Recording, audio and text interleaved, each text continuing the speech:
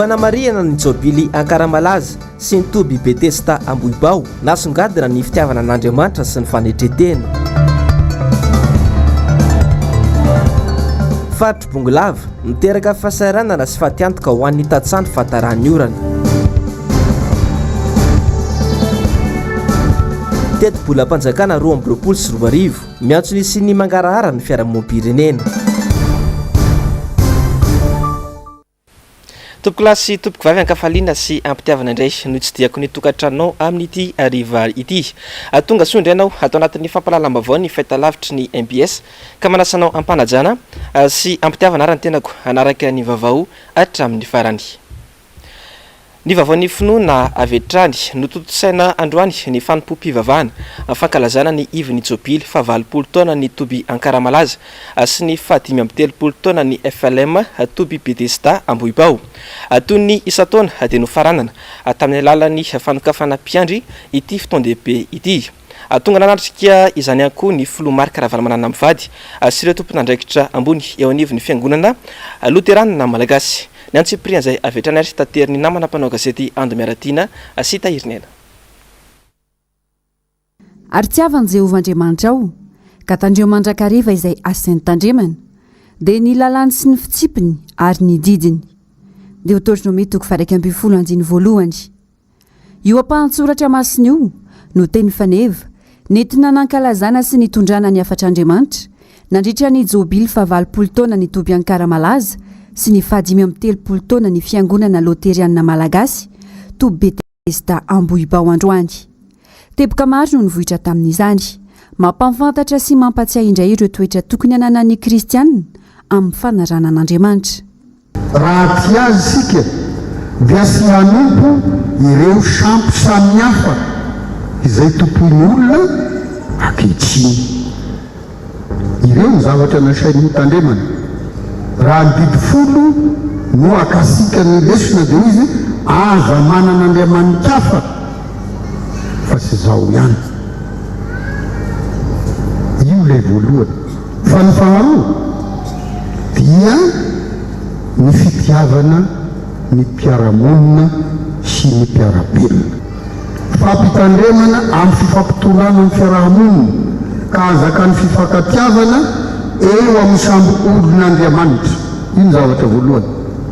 Sambo olon'Andriamanitra, sambo mpiandry, sambo dekona, sambo kristiana. Iny no tokony mifankatia voalohany. Ary izay mahatonga ny bokin'ny Deuteronome mampiasa ny voambolana matetika miverimberina rahalahy nareo.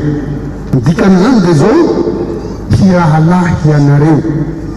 No zany sy tokony mifanilikelika fa tokony mifankatia sy fampitondra amin'izay maha olon'Andriamanitra izay. Ao anatin'ity bokin'ny Deuteronome ity ihany koa no andremesa asika fa zanak'Andriamanitra. Ity no mampiasa an'izany, zanak'Andriamanitra. No zany Andriamanitra no ray ka irairay ny samy mpanompon'Andriamanitra. Zany iny zavatra kasainy hitandremantsika ny mifankatia sy hifanompo zany. Ao anatin'izany fitiavana ny fiarahamonina sy ny mpiara-belona zany ny fiarovana ny zony namana sy ny zony mahatsa sy ny sahirana ka sy hanararotana na hanaovana sy ny hazolena ny sahirana sy ny tsy manana. Isika zanaky ny fifohazana, zanak'Andriamanitra. Sy zany no asain'Andriamanitra ho tandremasika ka hanararaotra ny fahefana eo am-pelatanantsika nononona toerasika sy zany. Ka noho zany raha tian'Andriamanitra marina isika ka mahalala azy ho ilay nanavitra atsika dia asehosika amin'ny fanompoana an'Andriamanitra zany ary ny fanehoana azy dia sy hiakatra any an-danitra isika hoy Paoly amin'ny Romanina teo fa aseho eto anivon'ny fiarahamonina misy antsika zany fitiavasika an'Andriamanitra zany. Tsy fantatro na marina sy marina ny statistika mandehandeha eny hoe fa ny kristianina hono dia manodidina ny 520 isazato ny malagasy. Efa marininareo mahay statistika zany na izany tokoa ny marina natsia. Ary amin'ireo kristianina manodidina ny 50 na 520 isazato hoe maro amin'ireo no manana toerana ambony eto amin'ny firenena, fa izao mbola mazaka eto amintsika ihany ny kolikoly ary tena lasa lavitra.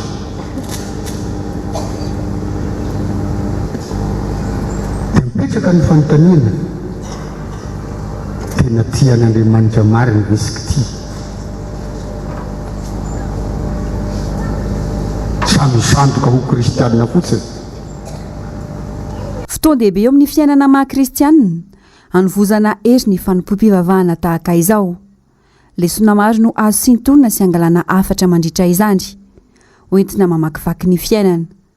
Tokony ho hitantaratra sy ainana eny amin'ny sehatra misy ny rehetra ny fitiavana an'Andriamanitra, mba ahay anetry tena ity sy izara ho an'ireo mahantra sy fahadiran'ovana, hoy ny filomarika Ravalomanana raha nanatrika ity fotoana ity. Tena faly mihitsy satria afaka nandray fampaherezana, nandray teny izay tokony ho fantatry ny maha-kristianina dia ny fitiavana ny namana, ary indrindra fitiavana lehibe izay nomen'Andriamanitra antsika dia tokony ho tia azy koa tsika. Ary hafa noho ny fanetrehana fivoriana hafa ty androany ity, satria sady mampatsiaro ny fahaizana manetry teny no ihany koa mampatsiahy fa tena tokony mba ho tia ireo namana, indrindra fa reo tsy manan-kaniko hanina, reo tena sahirana. Ka dia hoe tiavany Jehovahandriamanitra ao ampofonao rehetra sy ny sainao rehetra, fa tiava koa ny namanao tahaka ny tenanao. Saroko tao an-tsaiko izy ary mahita le mpiara-belona amintsika tsy mihinan-kanina, mahita azy ireo pitrapitra fotsiny. Mitsidika n'le toerana izay hitako fa tena sahirana tany amin'ny petite vitesse, dia mahita an'le teto ontsany azy any. Zava-dehibe mihitsy ny zavatra hitako androany, hafa hoe aminareo satria ao maha-olona ny olona, ao ny olona manontolo, ao ny fitiavana an'Andriamanitra izay manome hery, ary indrindra ny fahaizana manetry tena dia mba mijery an'ireo olona tena sahirana, mahay manetry tena, tsy mirere amin'izay toerana misy anao. Ka dia lafinahitra tena lafinahitra anay mivady, zay ny azoko resahana, satria manome hery anay indray ilay izy. Isan-taona no ankalazana ity fotoan-dehibe ity eto anivon'ny fitandremana loteriana Betesda Ambohibao, izay mirafitra amin'ny toby lehibe Ankaramalaza. Nanomboka ny 15 Novambra teo ny fankalazana, no marina tamin'ny alalan'ny asa fitoriana filazantsara, fampianarana sy fandiniana soratra masina, mifototra amin'ny fitiavana an'Andriamanitra sy ny fitandremana an-didiny izany, araka ny foto-kevitra mpanjin'ny fiangonana amin'ity isan-keritaona ny toby ity. Teo ihany koa ny asam-pifoazana narahina toriteny maro.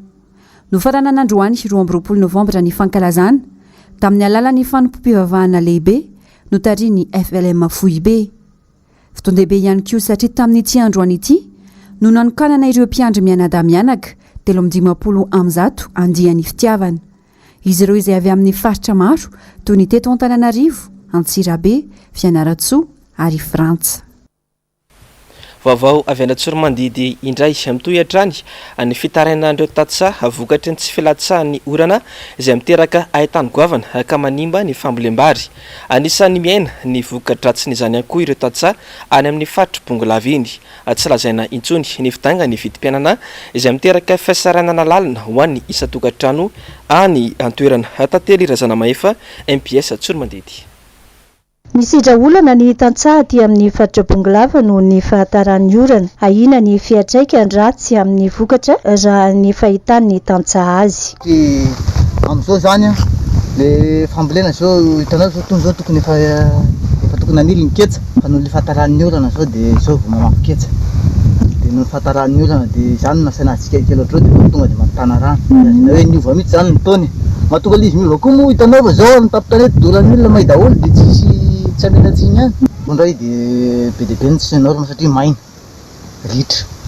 io zany manetsanao misy fa le eo literany tsy misy fa so am'izao teraka atao nefa tsisy rano zany ohatry nay zao misy dimvalangezangeza fa tsisy rano efa miteraky izy zao de zay fahavasa ina nanaovana hoe tena resiny tatsahany zao am'le tsy fampinorana retrinao tsara ngefa vary raiky apoka tsy mahazo savony anankiray fa hoana moa tsy resiny tatsahany zany siramamy ohatriny ny kilao nefa kilao amin'ny vary ohatriny.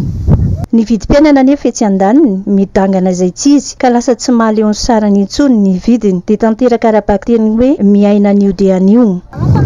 Mijery azy de tena hita hoe tena masarotra ny fiainana amin'izao tena sarotra midangana be vidim-piainana na etsaka kojakoja zany na vary rehetrarehetra miakatra daholo araka ny fahitako azy aloha de tena sarotra aloha aminay tena misarotra nefa zay ara rehefa mianaka fotsiny tena mahatsapa hoe zay akoho miarany karama velomanay tena tsy ampy anay misy le izy raha hoe tsy hita fa zay aloha ny tena na de atao mahampy zay hita ny sanandro ambany de ambany nefa ny vidin'ny fiainana tena miakatra ny sanandro zao 507 nefa nkapoka ny vary 900 nefa am'izao 200 zany tsy miteny ntsony tsy zavatra azo ntsony zany fanjaitra efa 500 am'zato ety aminay zao nkafe sigarety kely manify kely reny raha anjaitra korotona kizy anao fa 200 inona moa tsy hitatsony zay zavatra mora mangataka amin'ny mpitondra ny tantsaha mba hijery vahaolana ho azy ireo izay kitro ifaharan'ny firenena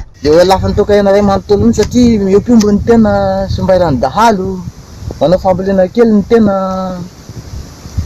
ny tota kely sinka eo an-daniny de jala araka zany teny re jaliny tantsaha matetika satria miakatra le vokatra de vary mora mba tianao zavatra de inona moa azonao atao fa de fa menany zava-misy izy mba mijeran'ireo mpitondra reo mba mijeran'le tantsaha majinika mba jerena le vidim-piainana ny tantsaha majinika fa sahirana izy na de miasa mafatrao azy nefa ne tsarovana angefa na tsy miasa mafatrao reo majinika nareo andreny vohatra reo tsara mihinan-kaniny tena avaina tsiny satria inona moa ny vary atao aminao rehefa tsy mahakarakara ny aty na atao kokotra tsy hoe midorana aloha hatramin'ny tondran'ny dadara valimanana zao zay ne mahatsapa an'izany tamin'ny tondran'ny dadara valimanana zao tena nandroso ny fiainana ny tantsaha azy mampianatra le taretra fa ankehitriny zany de tena tsisy fivana ntsony vaovao avy any Mahajanga indray mirongatra ny tsy fandriampahalemana any Mahajanga fatroboan'iny amin'izao fotoana izao mpivady indray no niara-ny fanafiana mitapy-adiana tamin'ity fiandohany herinandro ity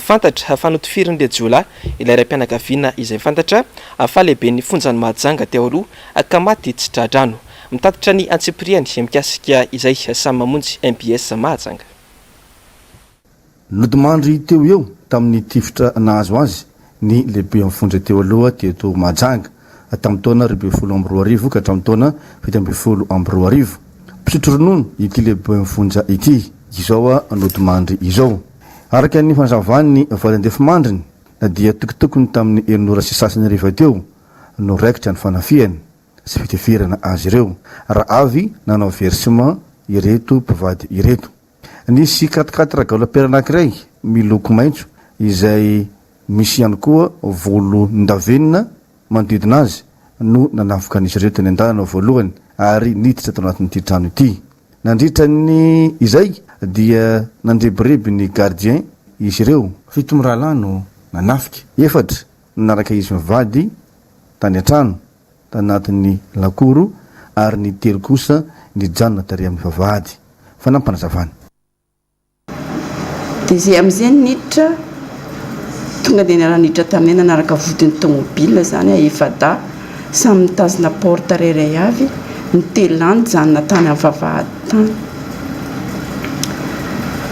de tonga zay de tsy manam-poninina manko tamin'ny partie misy anazy zany tamin'ny devant de nanao sommation nanapoka basy sommation zareo de tato amin'ny vadiko tato zany za tsy nahita fa tonga de jambenan'le anina fotsiny de misy akizy zay manko rehefa tonga eo amin'ny varavarana eo mihitsy manko zay no mijanona de tato efa nisy akizy efa niravany anatra taloha io zany tonga de lasa de fataonay zany rehefa tonga zay de misy akizy mivoaka mandeha maka entana na tomobile io akizy io andeha aka entana iny mahita ny zareo misintona ny sintona mivadiko zany a dia sady nisintona azy avy anaty tômôbila fa ataony tsy mivoaka mihitsy izy zany rehefa tonga izay fa satria izy mbola mampiditra tômôbila anaty garage fa tonga dia nistomondra hoe dia nitifiriny sady nitifiriny a dia nistomony navoakany dia rehefa navoakany teo izy dia mbola narany tifitra indray mbola neny pobasy indroa ka izy zany pobasy nitifitra mivady za tsy mahalala. Araka ny fantatra teto dia telo amby ampolo taona ity raina mpianakaviana Novambra ity ary tsy nisy mivola ason'izy ireo fa antoto taratasy maro samihafa sy korontana maro samihafa tao anatina saky no nentin'izy ireo. Bala telo no nitifirana an'ity ray mpianakaviana ity izay Novambra izao. Mbola fanampanazavana hatrany.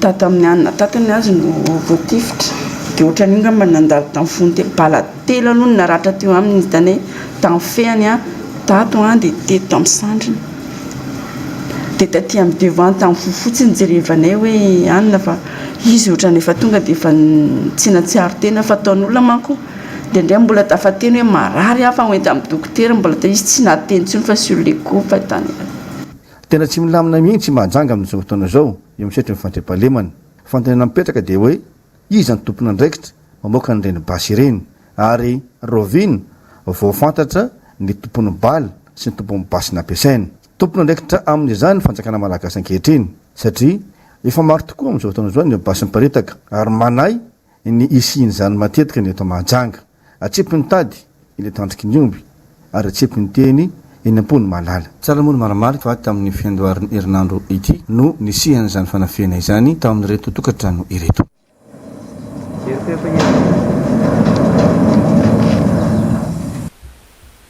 Avany tsy fandriampahalemana izay hatrany dia tratehaky ny polisy any amin'ny faritra Analanjorofo araka ny fampitambavao androany ireo jolahy efatra isananafika ny taxi brosy teo akaiky ny EPPS vola feno arivo atsinanana sy ilay fikasana anafika mpandrara atao aparatanana.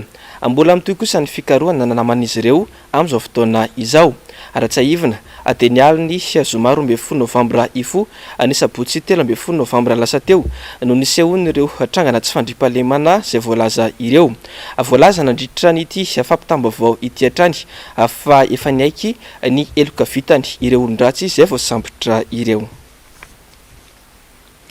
Afatsy voalohany fanjakana malagasy kosa ny volan'ny orinasa sinoa antsoina hoe CSCOD izay nisahana ny fanamboarana ny kianjam-bare ny Mahamasina nandefa taratasy fampahafantarana ho an'ny tompona andraikitra nisahana ny tetikasa fanamboarana noho izany ity orinasa sinoa ity fa ampiato ny antsoina hoe système de contrôle ao anatin'ity kianja ity izy ireo noho ny tsy mbola nandoava ny fanjakana ny volan'ny orinasa izay mitetina 4,900 sy arivo soroalina sy telo hetsy sy 7,10 tapitrisa dolara. Anatsahatra nanomboka ny voalohan'ny volana Novambra teo ihany koa ny système d'éclairage sy ny système de surveillance ary ny commande d'écran géant ao anatin'ny kianjany bare ny Mahamasina. Enatra tanteraka ho an'ny firenena malagasy ny tahaka izao satria tetikasa goavana isan'ny rehirehany ny mpitondra fatratra ary nanasana olona kalaza amin'ny baolina kitra aty Afrika mihitsy ny fanokafana azy tamin'ny fomba ofisialy kanefa izao tsy nalo ny vola ny orinasa vahiny niarany ombonantoka izao. Fataon'ny dinika ara-politika fahasivy teo amin'ny Madagasikara sy ny vondrona Europiana ny 20 ny volana Novambra lasa teo dia namoaka fehi-kevitra ny vondrona Europiana. Isan'ny takin'izy ireo nisy ny fitovina eo amin'ny samy kandida amin'ny lafiny rehetra fa indrindra amin'ny lafiny serasera. Ankoatr'izay takin'ity vondrona iraisam-pirenena ity ihany koa ny fahaleovantena marindreo andrim-panjakana roa misahana ny fifidianana eto Madagasikara dia ny fitsarana avy momba lalam-panerenana na ny HCC sy ny CENI izany mba ho valim-pifidianana madio ekeny rehetra no ivoakeo. Kanefa raha ny zava-misy amin'izao fotoana izao aloha jerena dia sarotra nisy ny fahaleovantena andreo rafitra roa misahana ny fifidianana ireo. Lafombavao malaza eran-tany indray no tanterahana omaly ny fifidianana filoham-pirenena tany Chili roa taona atao rin'ny krizy ara-tsosialy lalina nisy tany an-toerana. fito ny candidat latsaka hovidina ka fantatra ireo candidat roa hiatrika ny fiodinana faharoa. Mialy Raronombana sy Andra Kotomalalary no mitatitra amintsika ny antsiprian'izay vaovao izay. Voafidy hiatrika ny fiodinana faharoa amin'ny fifidianana filoham-pirenena Chili izay atao amin'ny 7 ny volana Desambra ho avy izao. I José Antonio Cast 5 taona nahazo ny sambato 7.5 isanjato nandritra ny fanatanterahana ny fifidianana fiodinana voalohany natao Malalahady. Ifanandrina aminy ao anatin'izany kosa i Gabriel Boric 13 taona ary kandida tanora indrindra tamin'ireo kandida 7 nilatsaka izay nahazo ny salanisa 5.7 isanjato. Samy efa solom-bava-bahoaka avokoa izy roa lahy mianaka ireo ary samy manana ny vinany sy ny fanambiny hitondrana fampandrosoana ho an'ireo vahoaka Chiliana. Ho an'i José Antonio Cast, filohan'ny antoko republikanina ary mankasitraka manokana ny filoha breziliana Jair Bolsonaro sy ny filoha amerikana Donald Trump dia fiadanana, filaminana, fandrosoana ary fahalalahana no nampanantenainy an'ireo vahoaka ny Chili. Tetikasa hitondrana fanovana sy matotra izay miantoka ny kalitaon'ny fiainana tsara indrindra kosa no nampanantenainy Gabriel Boric ho an'ireo vahoaka Chiliana izay efa niaina tao anatin'ny krizy ara-tsosialy nandritra ny 2 taona tsakato. Tsy hitazonana ny zava-nisy tahaka ny teo aloha no antony ireny fidinana an-dalambe ireny. Ho kosa ity kandida filohan'ny federasiona ny mpianatra tao amin'ny université à Chili teo aloha ity. Tao anatin'ny fisalasalana tanteraka no nanatanterahana ity fifidianana ta Chili ity, 2 taona tao aorian'ny fidinana an-dalambe nataon'ireo mpanao fihetsiketsehana analiny ho fitakiana ny fiarahamonina marina sy mahitsy araka ny voalaza hatrany. I Chili izay tsara tsy ahivina fa firenena manan-karena varahana indrindra kanefa firenena ahitana tsy fitoviana indrindra maneran-tany ihany koa raha ny nambarany vondron'ny fiara-miasa sy ny fampandrosoana ara-toe-karena na ny OECD. Fito 15 tapitrisa amin'ireo mponina 7 tapitrisa moa no natsoina andray anjara tamin'ity fifidianana filoham-pirenena ta Chili ity. Ifidy izay ho filoham-pirenena navao ny antenimieram-pirenena manontolo, ny atsasaky ny antenimieran-doholona ary ny filan-kevitry ny faritra any an-toerana.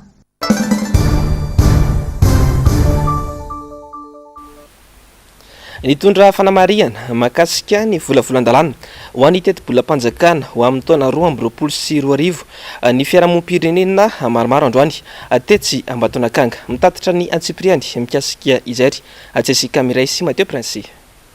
Nitapaka ny volana Novambra teo vao tonga teny anivon'ny antenimieram-pirenena ny volavolan-dalàna amin'ny fitetebolam-panjakana ho an'ny taona 2024.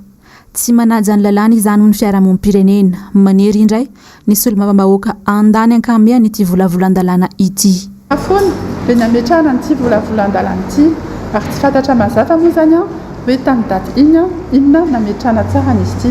Ary hitako moa zany fa mbola maika andany an'ity lalàna ity volavolan-dalàna ity ny député fa tsy mametraka an'ilay hoe manana 30 andro tsika aloha mba hoe hifanatona hifanakalo-hevitra zay vao androso amin'ilay hoe fandaniana ny volavolan-dalàna.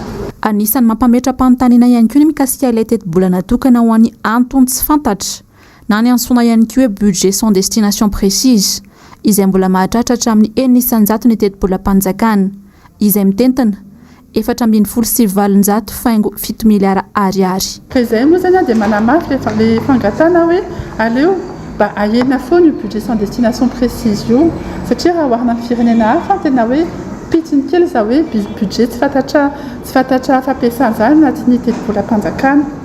Ary zahay moa zany dia miteny hoe mba tokony asorina mihitsy ilay hoe nouveau projet les PIP les investissements hoe nouveau projet d'émergence satria tsy mahasoa ilay ministère amin'ny fisiny io zavatra io.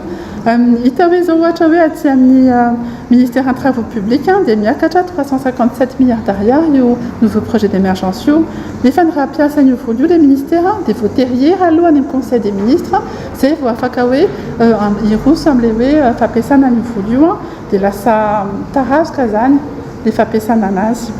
Dia io koa moa zany hitanay fa misy an'ilay resaka hoe opération d'ordre zay ao anatin'ny volavolan-dalàna.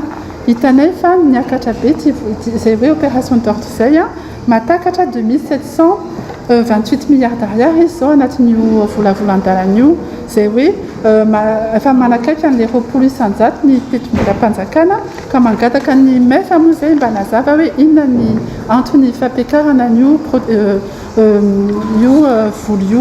io opération d'or io.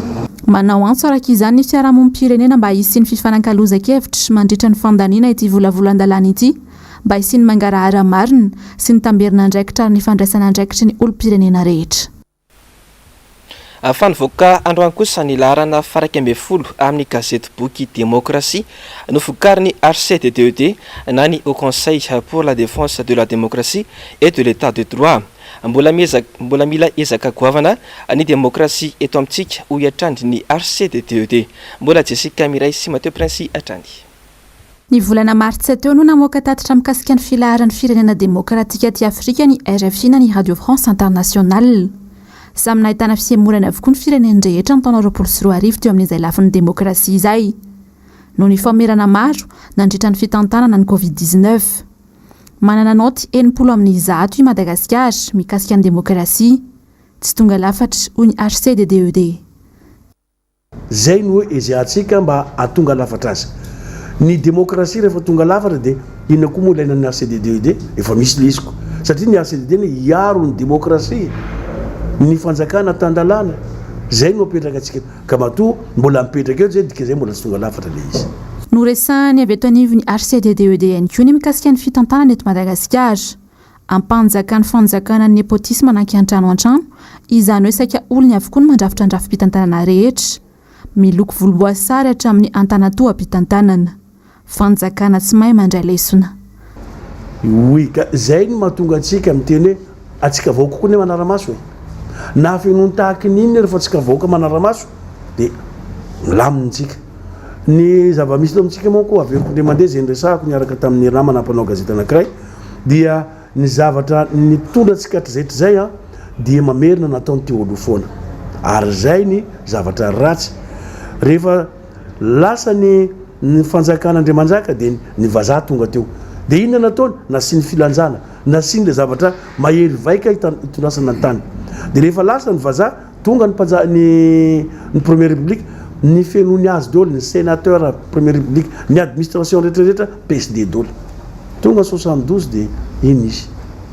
Tonga ny arema dia arema dolo, président Fresne, président fivondrona. Tonga 91 dia iny izy. Tsy tsara zany manao hoe feno tanteraka satria maheno vilana ny tena mpitondra ambony.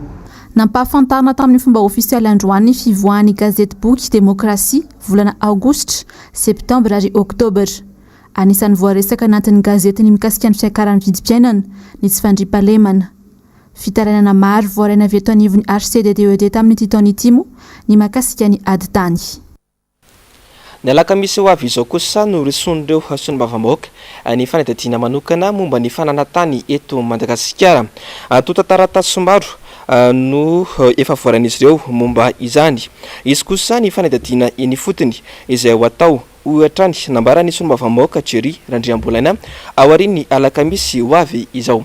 Germain Menjanary sy Manu Randriamalala. Toerana maro no nandrenesana fa lasan'ny vahiny na société vahiny ny tany-bahoaka eto amintsika. Tsy mikely soroka ny malagasy mpanajary ny tany, fa miezaka manohitra izany saingy olana matetika dia atody miady amam-bato ny tantsa malagasy eo anatrehan'ireo vahiny sy ny lava-tanana any anatin'ny fitsarana. Fantatra izao fa antota taratasy maro mahakasika ny rara ady tany no voarain'ireo solombavam-bahoaka izay manao ny fanadihadiana manokana momba ny fananantany eto amin'ny firenena. Ny alakamisy izao no irosona ny fivoriana andiniana ny fotoana anatanterahana ny fanadihadiana io. Nanamafy ny solombavam-bahoaka Jerry Randriambolaina izay isany ao anatin'ity komisiona ity fa anjakan'ny vahiny ny ankamaroany tany ny malagasy madinika ankehitriny ary isan'ny lasibatra amin'izany ny tanimbary izay tena fambolen'ny ponina. Misy karazany anankitelo izy ireo. Misy zany hoe tany izay mirefy amina hektara maromaro ohatra fotsiny ataontsika ny Antanandrano, misy ihany koa zao ery alany ereria sy ny amin'ny faritra Nosy Avaratra iny zany izay atao hoe mpambolo maromaro no voakasika atao anatin'le izy zany. Zany hoe ireo olona milaza fa nahazo an'ireo tany ireo zany dia atao hoe vahiny izy zareo zany, manana société nefa tsy nanao izay fanajariana izay. Dia rehefa mikarakara ny tany ireo fokon'olona ireo dia naka ny certificat de situation juridique dia gaga fa efa misokatra amin'ny anarana société vahiny le tany zany de reny zavatra reny tsy maintsy jerena fa ro manarakaraka zay misy ihany koa entre fokon'olona sy olona tsotra zany dia reny koa zany anisan'ny jerena manokana ihany koa satria marina fa samy malagasy fa ny zavatra manaikana hoe misy zany olona manambola zay mikonokonona an'izy ireny eny anivon'ireny fananantany reny zany misy zavatra manahirana de zay moa ny antony zany anaovana an'le fanadihadiana manokana mba hahafahana zany mijery ny fahamarinana tsara satria zao zavatra miseho eto amin'ny tany sy ny firenena dia tsy manana ny atao hoe tany ntsony voaka malagasy fa lasa n'olombitsy ny tany malagasy ary lasa ny vahiny ihany koa.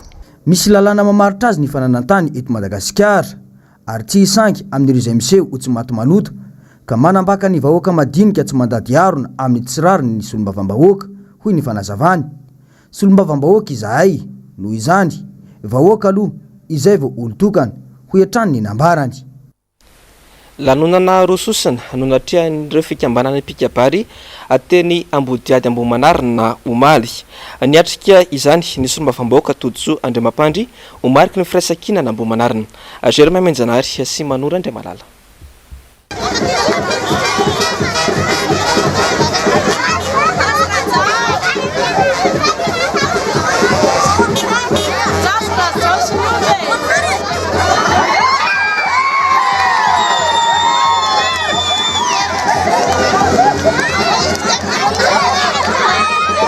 Filaharam-be namakivaky tanàna no nentin'ireo fikambanana ny pikabary amin'ny raina Ambodiady nanamarika ny 7 taona izay nijoron'izy ireo.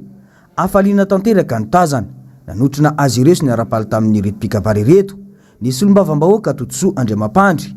Solombavambahoaka miara-mitakosina amin'ny vahoaka ny tazana satria na antsaha na antanàna dia tazana miaraka amin'ny vahoaka trany ny tenany. Taorian'ny filaharam-be namakivaky ny tanàna io dia niara-nitokana ny tsangam-bato manamarika izany ny rehetra. Zava-dehibe aminay ny toy izao hoy ireto pikabary reto. Raha midonakafo ny eny Ambohidratrimo totorepika ny eny Ambohimanga fa eto Ambodimita kosa dia totorepika ny firaisan-kinana Ambodimita zay pikabary. Anamarianay fa ny pikabary dia manandratra ny sotoavina malagasy indrindrindrindra fa ny sotoavina teroka sy Ambohimanarina dia fitsapana maraina izany. Isoranay ny tompona andraikitra ara-pahefana ara-panjakana nanome voninahitra anay tamin'ity andro anio ty dia ao ny solombavambahoaka Andriamampandry Tojoa zay manohana trany ny pikabary aty amin'ny faritra teroka sy Ambohimanarina antitra terinay ny fisaorana sy ny fankasitrahana azy ny mpiara-masa amin'ny rehetra ny sefoko tany Ambodimita indrindrindrindra ny vahoaka zay tonga nifanofina tamin'ity andro androany ty dia ny fisaorana ho ny tahaka ny fahalalavavanika tsy lany mamina tahaka ny ampiasokata telo ambolona manitra tsakona mahafadina atelo lavatry ny ainy. Izao zavatra zao moa no atao dia entina ilazana amintsika rehetra fa tsy hoe maty akory ny olona vao raha malala fa amin'ny andro fahavelomany mihitsy no tokony asongadina amin'ny sisiny na tokony andraikitra ara-panjakana izany na tokony andraikitra ety amin'ny anivon'ny fiarahamonina indrindrindrindra ny kolotsaina ara-malagasy dia tokony amin'ny andro fahavelomany no asandratra sotoanana izy ireo. Ilaina ny fanandratana ny kolotsaina maha-malagasy ny malagasy satria izany no mahafirenena ny firenena iray hoy kosa ny solombavambahoaka. Izany no antony mahatonga ny tenany nirona bebe kokoa tamin'ny fanohanana ireo pikabary izay mirakitra ny kolotsaina maha-malagasy tatoato izay. Satria efa hitantsika zany fotra ny lasa marisarisa matimaty ny kolotsaina malagasy ary zay mahatonga ny firenentsika miembotra koa amin'izao fotoana zao tsy niara-toekarena sy niara-tsosialana miembotra fa le kolotsaina mahatsikatsika karaha tytsika ny fampandrosoana raha tytsika no men'ny olona aja sy asina eto anivon'izao tontolo zao dia tsy maintsy averina amin'ny laonina zay kolotsaina maha-malagasy zay zany hoe le mahaiza atsika mihitsy zany no asandratra ary izay zany mahatonga ny tena koa miady foa manaina zany mamerina zany kolotsaina ny asin'ny kolotsaina malagasy zany dia anisan'izany zany zao kolotsaina ny fikabariny zao ka misy manantena fa tsy eto Ambohimanarina ihany no miady amin'izany fa Madagasikara ray manontolo dia etanko daholo na iza satria raha mbola tsy averitsika ny kolotsaina maha-malagasy atsika dia vao maikitsika sanahany vahiny eto foana ary tsisy fahabantrona vanina raha tsy hoe zay firaisan-kina sy ny fihavanana sy ny kolotsaina maha-malagasy zay zany no aseho atsika vahoaka malagasy iray manontolo. Taorian'ny fitokanana ity tsangambato ity dia nirisoana avy hatrany ny famoahana ireo andian'ny mpianatra pikabary. Notoloran'ny solombavambahoaka lamba avy hatrany ireto andiany ireto raha toka efa nomena sy ny sitraka ny anjarany kosa ireo andiany zokiny. Nanamafy hatrany ny solombavambahoaka Tojoa fa zava-dehibe ny kolotsaina mamalagasy ka mila asandratra sy toanana atrany.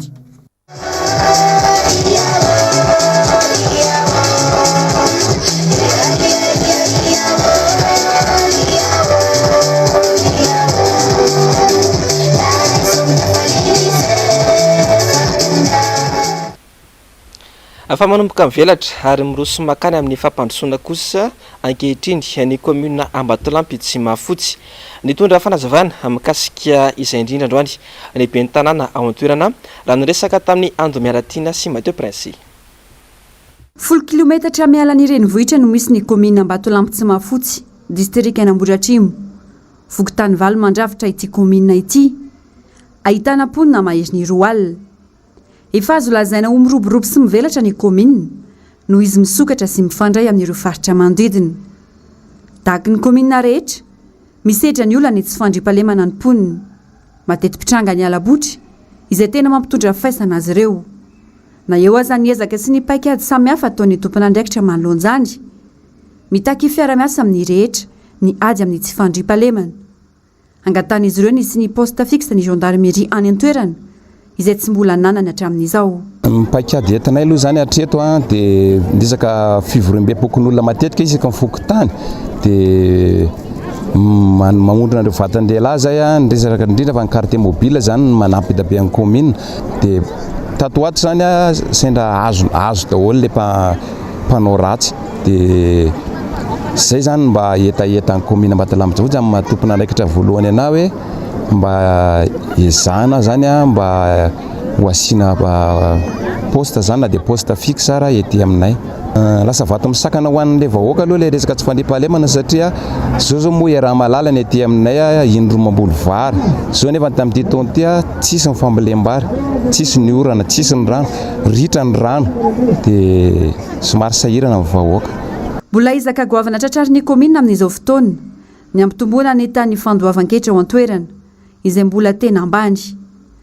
Tsy misy efa-tsy ny fandoavan-ketra raha teo no ahafana mampandroso sy mampiroborobo ny commune amin'ny sehatra maro ka hitera-bokatsoa amin'ny lafim-piaina ny isan-tokantrano sy ny isambatan'olona. Zao zany ny commune vao miaro ndotsy kelikely satria ny tany fampidiran-ketra eto amin'ny commune zany zao vao 3 isan-jato satria le vahoaka sahirana. Fa le vahoaka aloha fa miezaka ihany mandofa raha malala le fiainana sahirana amin'ny vahoaka. Voalohany indrindra aloha efa miara-miasa amin'ireo mpiombonantoka zany zay ireo ONG maromaro manampy ny commune zany zao amin'izao fotoana manentana ny olona andohetra satria raha tsy misy ny fandoavan-ketra tsy afaka miroso amin'ny fampandrosoana amin'ny commune. Ankoatra ireo voalaza tetsy ambony vaindohan-drarary tafiditra ho isan'ny laharam-pameana ny fanampiana sy fijerena vahaolana maritra iadina amin'ny firongatry ny alatany sy ny adi-tany eny an-toerana hoy ny ben'ny tanàna. Anisan'ny songadina atao anatin'ny fandarana dinika androany ny firesahana ny antony tena mampitotongana ny ara-toe-karena eto Madagasikara. Nahintsy ny tanora mpandraraha iray vahiny fandarana raha nilaza fa ny fitondrana Andry Rajoelina no namotika ny firenena nanomboka tamin'ny fanonganam-panjakana tamin'ny taona 2024. Mbola ity fanjakana ankehitriny ity ihany koa no manasarotra ny fanarenana izany lafiny ara-toe-karena izany raraka izao fanazavana manaraka izao.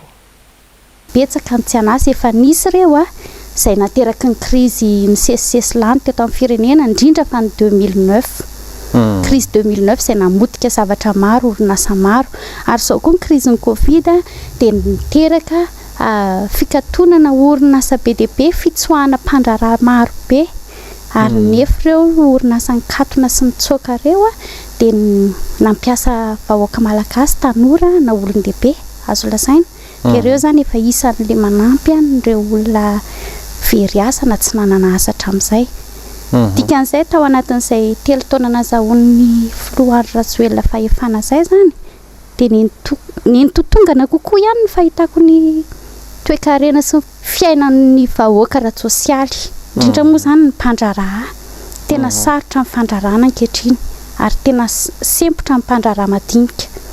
Raha nanohana ny fandrarahana ny fanjakana angamba tsy latsaka lalina petoy izao tsika tsy nisy mihitsy fanohanana avy amin'ny fanjakana malgré hoe nisy ny fond natokana ho amin'izany na nampina hanarenana an'io fandrarahana io fandrarahana ny miankina amin'ny entana farana ny importation ny exportation miankina amin'ny lanjam-bola tsika izay tena mihiba mihidina tena mihidina ary ny fandrarahana koa dia miankina amin'ny lalana moa hitantsika zao eto Madagasikara fa vitsivitsy mba nitokana amin'ny filoham-pirenena teo tsy masehaka nireny lalana ivezivezena sy andrarahana ireny raha ohatra ka pavehana 1 kilometre izany fa ny zavatra ilaina zao le lalana mampifandray amin'ny Madagasikara mihitsy nireny lalam-pirenena toy ny RN2 facteur rehetra mahatonga ny fandrarahana ho sepotra tanteraka izany no tokony ho jeren'ny fanjakana. Amarana antsika ny vaovao dia toy ny mahazatra dia ndeo fitinina aminao atao anatin'ity fanadadiana manaraka ity ireo teboka nisongadina atao anatin'ny fandarana miara-manonja tamin'ity androany ity onja lalany aranavy manana sy toky ramarola. Nisy 10 isanjaton'ny malagasy no voasokajy mahantra raha ny antontanisa navoaka ny banky iraisam-pirenena. Efa latsaka lalina ao anatin'ny fahasahiranana avokoa ny ankamaroan'ny vahoaka malagasy. Raha ny zava-misy no jerena nefa dia mitaza-potsiny izao fahasahiranana manjon'ny vahoaka izao ny mpitondra ary tsy tsapan'izy ireo akory ny fahantrana mahazo ny vahoaka. Hoy ny solombavambahoaka Jerira Andriambolaina raha naneho ny heviny tao anatin'ny fandarana miara-manonja androany. Efa zatra miaina ao anatin'ny fiadanana mpitondra any ka tsy mahalala akory ny fahoriana manjon'ny vahoaka ho hiatrana izy raha naneho ny heviny. Reo mpanohana ny fitondranareo amin'izao fotoana izao dia tsy miaina anatin'izany atao hoe tsy fisina zany, tsy miaina atao anatin'izany hoe tsy fandripalemana zany, ary tsy miaina anatin'izany hoe tsy finanankanina izany. Ny antony dia tsotra be hoe manana mpiambona manokana izy ireo, manana ny atao hoe sakafo ampy hoanina izy ireo, manana ihany koa ny atao hoe déplacement na hoe fitaovana ahafahany vezivezy dia mazava be fa tena hoe tsy fantany le fahorian'le vahoaka malagasy. Tena miantso vonjeo reo vahoaka reo, tsy mihinan-kanina reo, miaina anaty tsy fandripalemana reo ary atao hoe tena mampalahelo satria nantoetry ny zavatra misy amin'izao fotoana izao tsy afaka mamboly sy miompitsonge ny vahoaka malagasy amin'izao nefa ny zavatra misy dia sy eto amin'ity firenena ity dia tena hoe mbola miaina ao anatin'izany fambolena sy fiompiana zany ny akamaroan'ny vahoaka malagasy araka le tenenina teo hoe 20 isanjato ny vahoaka malagasy zao mbola atao hoe tantsaha. Nilaza ihany koa ny solombavambahoaka Alain Ratsimbazafy fa tsy tsapan'ny mpitondra ankehitriny ny fahoriana iainan'ny vahoaka. Maro ireo olona very asa noho ny valana aretina Covid-19 saingy tsy tataratra ny asa nataon'ny fitondrana hanampiana ireny olona ireny. Rehefa amin'ny fanamboarana foto-drafitr'asa tsy mbola lahara-pahamehana akory izay efa miendrika fampielezan-kevitra mialohan'ny fotoana ny mpitondra any ka tsy mahita amin'ny fahantrana lalina izay efa miantraika any amin'ny ato filan'ny ankamaroan'ny malagasy. Adidin'ny fanjakana nefa hoy izy ny mitady vahaolana hahasoa ny fiainam-bahoaka. Tena mitaraina ny vahoaka ary matoa izy maneho an'izay hoe fitafiana mainty zay dia efa ao anatin'ny misaona tanteraka mihitsy zany ireo olona ireo amin'izao fotoana izao. Ny tena olana ma tsy namana faniry amin'izao fotoana izao dia ny hoe ilay fitondram-panjakana dia tsy mba mitady vahaolana mifanaraka amin'ny zavatra misy iainan'ny vahoaka fa toareva amina zavatra hafa foana izay hita fa hoe zavatra mety tsy maika na ihany koa hoe tsy lahara-pahamehana amin'ny toe-javatra izay iainan'ny olona ankehitriny. Adidin'ny fanjakana zany no mitady vahaolana ho an'ny vahoaka ary anisan'ny napetraka ny filomarika Ravalomanana moa zay hoe inona ny andraikitra izany filoham-pirenena zany dia tafiditra ao anatin'le andraikitra telo lehibe izay tena tokony antsoroan'ny filoham-pirenena izany hoe fiahinan'ny vahoaka ao anatin'ny firenena zany. Ny zavatra hitantsika nefa nandritra izay nanombohan'ny Covid teto Madagasikara zay dia toa miodi tsy hita izay fijerena ny fanomezana asa ho an'ny mponina izay fa toa mitaza-potsiny manoloana an'izany fahasahiranana sy fahaverezana asa zany ny mpitondra. Reny hitantsika ireny fa mikikika ny olona ankehitriny.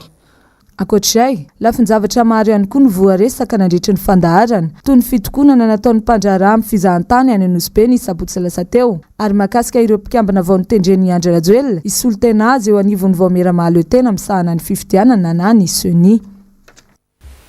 Dia izay ihany koa ry tompoko lahy sy tompoko vavy ny tokoa manakatona tanteraka ny fotoana ny fampilalana-baovao tamin'ity androany ity isoraka ianao nanaraka izany hatramin'ny farany tahaka ny mahazatra dia ny fandarana global news avy hatrany no arainao aorin'izao fampalalam-baovao izao aorin'izay kosa no anarainao ny fandarana dinika ary aorin'izay rehetra izay no anarainao ny oronan-tsary indray amin'izao mitondra ny lohateny hoe Goias Ghost ny sampana fampalalam-baovao kosa dia mametraka ny veloma mandrapitafa aminao ho amin'ny rampitso indray tompoko lahy sy tompoko vavy veloma tompoko